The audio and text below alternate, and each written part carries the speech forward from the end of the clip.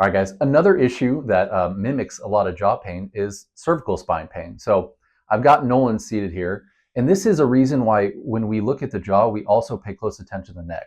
Um, the muscles in the neck can refer pain to the jaw, and I'll show you a picture of that here in a minute. But what we do, so if we go through our jaw assessment and we don't find a whole lot or it's kind of inconclusive, we will move to the neck or vice versa here. So it depends on where we start and where the pain is. But what I'll do is I'll have him sit up straight, and I'm going to have him go through a general range of motion. So he's going to take his chin down to his chest. He's going to look up at the ceiling. We're going to go through every plane of motion here. But let's say for this purpose that he's restricted going into extension, okay?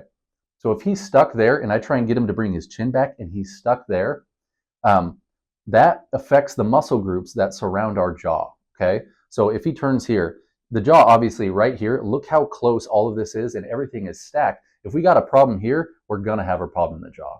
So this is where, you can go back to neutral. This is where you'll see us, if you've been to our offices before, you'll see a lot of us doing chin retractions. When we do that, we help clear the obstruction in that spine, we stretch on the soft tissues, and we're moving the joint so it remodels and it flushes the inflammation and it starts to build itself back to where we need it to be. So what we do is we then retest, find out we have our range of motion back. That means our problem was coming from the jaw, and we'll find that we have reduced jaw symptoms as well. So if that doesn't make sense, I'll have you look this way here. So if we've got problem in the upper trap, right here, it creates that headache-like pattern we see, and look, it creates pain in the jaw. If we go here, another big group is our suboccipital muscles, which are behind and underneath our skull. If we have a problem there, it creates pain all through our upper jaw above our ear.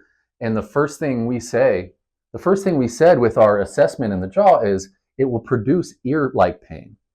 You can see how our muscles create that same pattern. So again, when our approach here at Midwest Movement, we are assessing for the problem and we're trying to figure out why things are happening, not just make it feel better with an adjustment. So we'll do several techniques. We'll continue to assess. And if we return to function, we know the problem was in the neck and not the jaw or vice versa.